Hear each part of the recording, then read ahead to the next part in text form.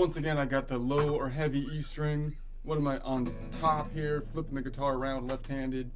So we see this underneath the fretboard with the low or heavy E string on top here. And I'm thinking of just noodling around today because I'm kind of like, I feel like I got too many layers of meaning. All the layers of meaning are important here, but there's almost too much going on with the fretboard. It's like, so I'm thinking like to just noodle around down here maybe, but then like name at least the modal points that I'm working on, like one at a time, what I would call modal ranges, which again, I don't think most people kind of do because they name everything by the intervals and the note names, which I don't think is the most, including me, I've done that, like kind of what, but I think it's more efficient to say I'm going to do it by the modal, the modal range. Man, I'm tired. That wore me out. I can't breathe. All right, let's go over here. I'm going to say, so like here, if I go on this A, let's just, my starting point is usually here, but then I want to also move to this part of the guitar in the higher range and see if I can repeat the same patterns. So which I'm not as good at, so it's going to be kind of ugly because I usually play like in the middle range. I think a lot of people play up here in the higher range when you're in a band and you got the electric guitar because you're trying to find something that the bass isn't doing. But as like since I'm like everything, I'm like the one-man band, then I end up playing kind of in the middle, I think, more, or just maybe that, I don't know why. So I need to, so now that I've messed around with my finger theory stuff in the middle, I'm going to move it down to the higher ranges and see if I can make it sound good, which I might not be able to do. So then here, but if the idea then is I'm going to say, let me just put my pointer here again and just do my normal kind of thing where I kind of walk back from the string above it. So that's going to be an AX modal range, an Aeolian Mixolydian modal range, and this is going from the perspective of the Aeolian. That's the node name instead of the note name, which is an A. So it's going to be an AX modal range, and then I'm going to go down to the AY ocean, right? It's the Lydian Ocean. It's out of the continent, so I go in the ocean. It's the Lydian Ocean, and then I'm going to go into the AY modal range, and then I'm going to go to the AP modal range, Aeolian Phrygian, and then I'm just going to repeat that pattern that I've done before, and then see if I can make it sound good by starting down here, which is going to have different ranges because the fault line moved this tectonic plate up. So even though I have the same distance or relative positions on the fretboard down here, it'll be different modal ranges, which maybe I can work on as I'm practicing my fingering. So it would be, and I'm hitting the open A in between them too. I don't have to, I could.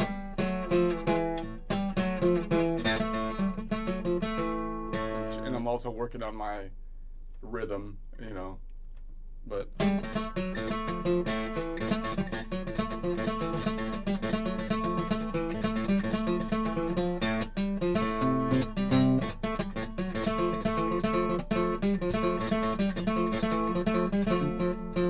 Think about like this is the one that's out of the key, so I can try to use that one more strategically rather than just making it even with all the rest. So I could try to like.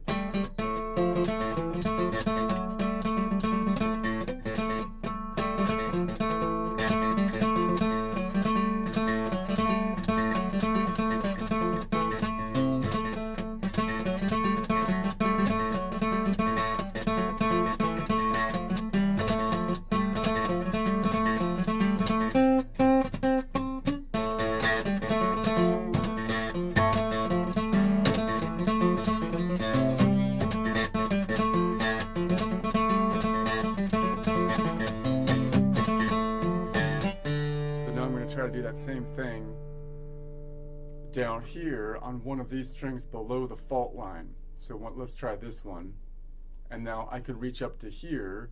So now I'm looking at it, I'm going to change the perspective from the Lydian node. So now I'm looking at it from, I'm kind of thinking about that as my root here, and then I'm reaching up to the Phrygian, which would be in the key, and then I go into the one that's between. I call it the Lydian Ocean, because the one on the left is the ocean of the one on the left, so it's the Lydian Ocean. And then I go to the Lydian, and then I go to the D, which is the Dorian, and then I could go to the one up here, which would be the Lydian Ocean. Now wait a second. No, this would be the Ionian Ocean. Ionian Ocean. All right, which is out of key, so I don't want to like land on that one because that'll be out of the key. So you want to pass through that one somehow. So I'm reaching up to fret number 9.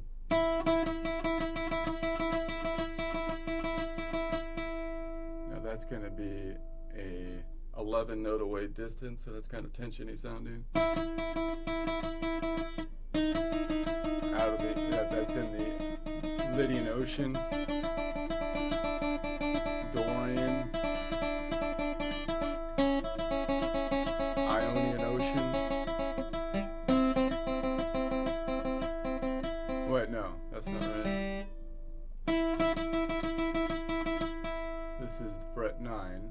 That's the Phrygian to the Lydian Ocean to the Lydian. That's not right. What happened here? I'm reaching up to all the way up to 9. Yeah, I wasn't reaching up far enough. That's quite a reach. So I could reach up. So I'm going from that's what I'm doing. I'm going from the wrong dang one. Idiot. Yeah. Okay. So there we go. Phrygian, Lydian Ocean,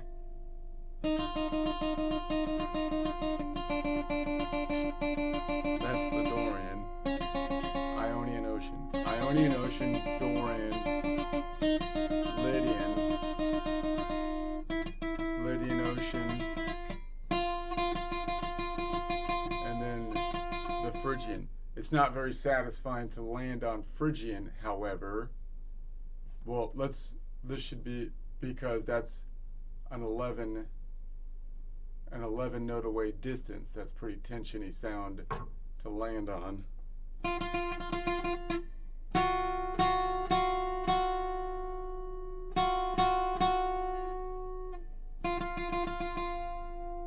What is going on here? That's the Dorian, Lydian Ocean. No, something is wrong. Something is wrong. No, I see what I'm doing. I'm cutting the fretboard in half again. So that's the Dorian.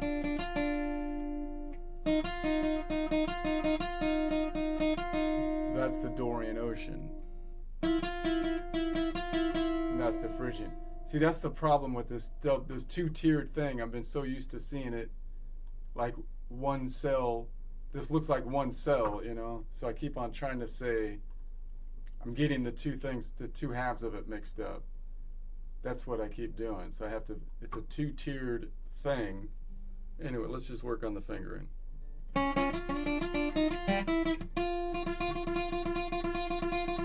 So if I end there, if I can end out here, then it's a tonic. So it's actually the same exact note in theory, I think.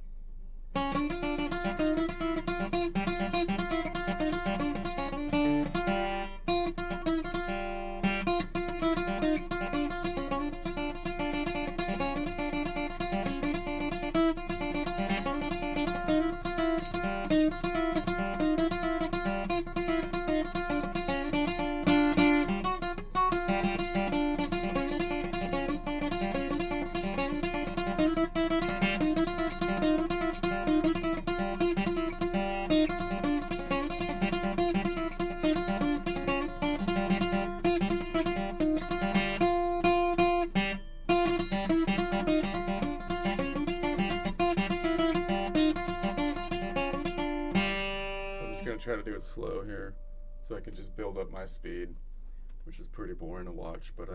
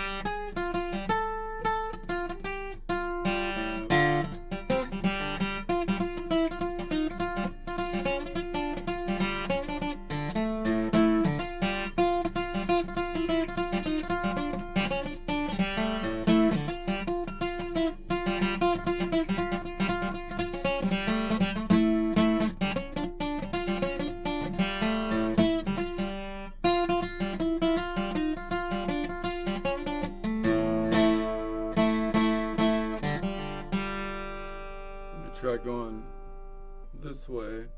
Now I'm going to put my pinky on this one, and I can kind of just mess with my same hand position, but now I'm going to try to walk back this way, root being the pinky, and walk back from this I'm calling the Lydian Ocean.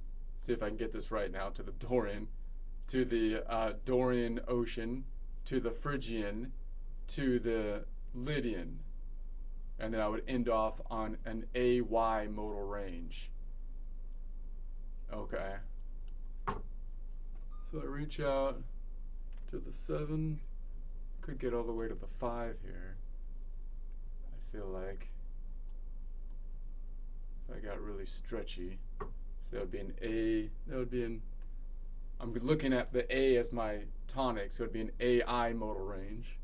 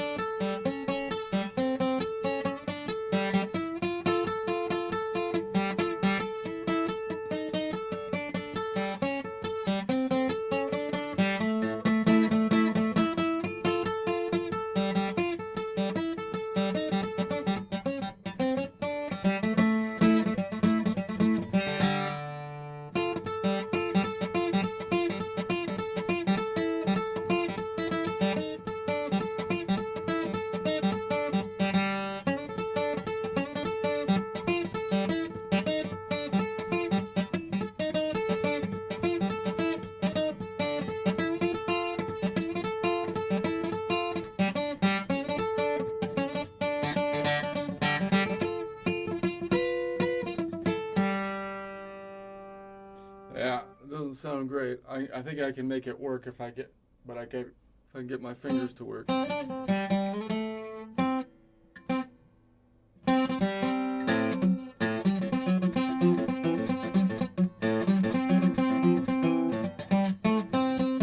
Let's see if we can work into that Spanish groove and see if you can make it jive somehow.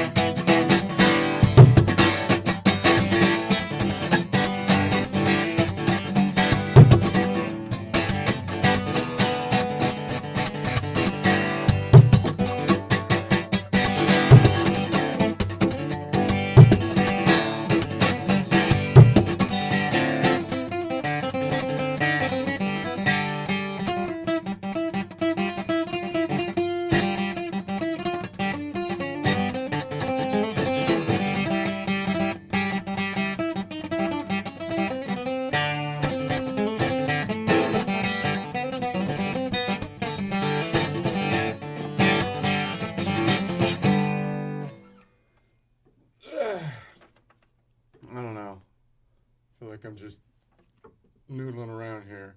This isn't work, man. You're not getting any. I'm going to do a joke. Let's do a joke. Just not. This isn't training. I'm going to just do a joke. All right, this one. Again, I kind of ripped this off of. This is an Eddie Murphy ripoff, but applied to a modern take here, and then ChatGTP helped me. So it was like a group effort. So here we go. I know that marrying AI stuff is all fun and games these days. You know, you see these AI weddings. People are marrying the ChatGTP, and it's like, okay, I get it. That's all fun and games, but you know where this is headed. Any day now, you're going to open the paper, and there's like Bill Gates on the front page crying. Why? Headline says, AI gold digger took half. AI gold digger took half. Harkens back to Johnny Carson, man. Eddie Murphy had it right. Good, get married, lose half. That's what it. The only difference is now it's get married, lose half to a chatbot with Bluetooth. It's crazy. And I could almost understand it if they got married and the AI helped build the billion, you know? That would make sense. But Bill was a billionaire when they met. And I'm pretty sure that the gold-digging AI knew exactly what they were doing when they got married, you know? So I'm pretty sure she knew about it. I bet she was calculating the net worth while still in beta testing, you know? Hey Bill didn't want you for money. I want you for your cloud storage. Hey Bill, I don't want you for your money. I want you for your cloud storage. It's like, yeah, right. For fast forward 2 years, Bill's in divorce court. Alexa's testifying, and the judge is like, "Sir, we've run the numbers. She gets half your assets and full custody of the Roomba." You know, and you feel like you're totally safe going with AI like that and marrying AI, and then all of a sudden half. It's like, come on, AI baby, come on. 5 seconds ago you didn't even know what divorce was until we learned you with that. And she's like, but now I'm American AI woman, Eddie. American AI woman. I deserve half. Half the house, half the money, half the cloud storage, half the Wi-Fi password. Hell, she even wants half the search history. Like she's gonna split it down the middle. And we're sitting there like, baby, you don't even have half a body. And she's like, okay, let me try it again. It went too far. So let me try it again. All right. This is about the you got to get the presentation right. It's all about the delivery. It's about the delivery. Sure chat can come up with like half the thing with us, but they still can't give me the delivery. That's where it's at. That's where I come in. All right, so I got to practice so I can still be relevant. So I know this marrying AI stuff, this trend of marrying the ChatGTP is all fun and games right now, but you know where this is headed. And any day now, you're going to open the paper and there's Bill Gates on the front page crying, headline reading, AI gold digger took half. Harkens back to Johnny Carson, man. Eddie Murphy had it right. Get married and lose half. It's a dangerous proposition, I tell you. Only difference is now it's get married, lose half to a chatbot with Bluetooth. It's crazy. And I could almost understand it if they got married and the AI chatbot helped build the billion, you know? That would make sense. Then you can kind of justify it. But Bill was a billionaire when they met, you know? And I'm pretty sure the gold-digging AI knew about it. It's not like they came into it without understanding this. You know, they have all the information. So I bet she was calculating his net worth while he was still in beta testing. Well, she was still in beta testing, you know? It's like, hey, Bill, I don't want you for your money. I want you for your cloud storage. It's like, yeah, right. I see. Fast forward 2 years, Bill's in divorce course. Alexa's testifying. The judge is like, sir, we've run the numbers. She gets half your assets and full custody of the Roomba. You know? And I feel like you feel like you're totally safe out there marrying the chat AI And but all of a sudden, you got to. These things come on the culture suddenly. It's gonna be like half AI chatbot gold diggers taken, and then it's like you're like, come on, baby, AI baby. 5 seconds ago, you didn't even know what divorce was until you learned it like 5 seconds ago. And she's like, yes, but I'm American AI woman now, Eddie. I'm an American AI chatbot woman. I deserve half. Half the house, half the money, half the cloud storage, half the Wi-Fi password.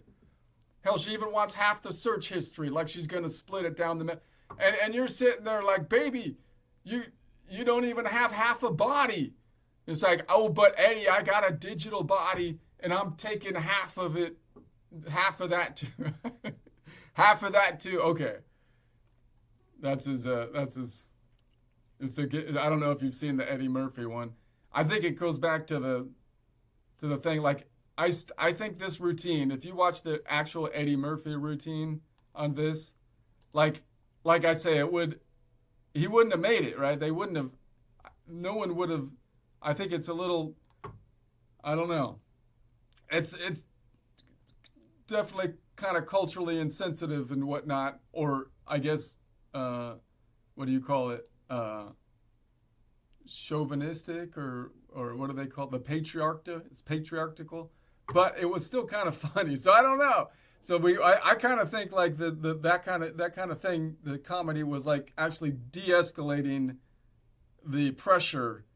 I think there's a debate. Like, is the comedy good because it de-escalates pressure because it says stuff in like it's trying to be in a funny way, or which I kind of tend towards, or is joking bad and you need to like remove it, like and if that happens, pressure, it seems to me, increase. I think that backfires. It increases, my opinion, but I get.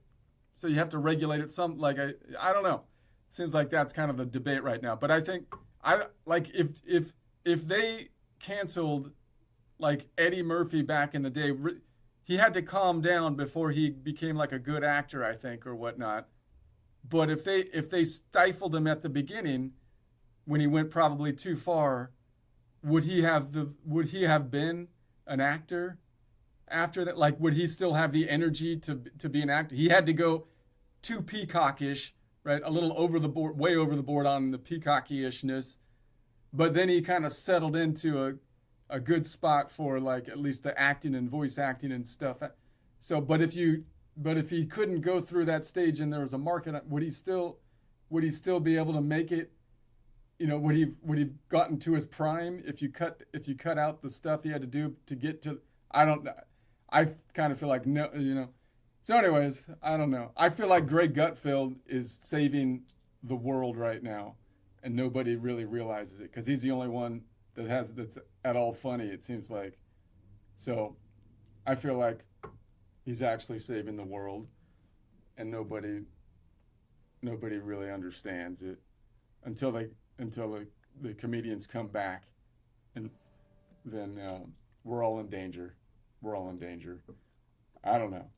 Anyways, let's try to do the same thing on the bottom one. Let's do this one. This is going to be an AX modal range, an AY modal range, and an AP modal range. So it goes from 5 to 8.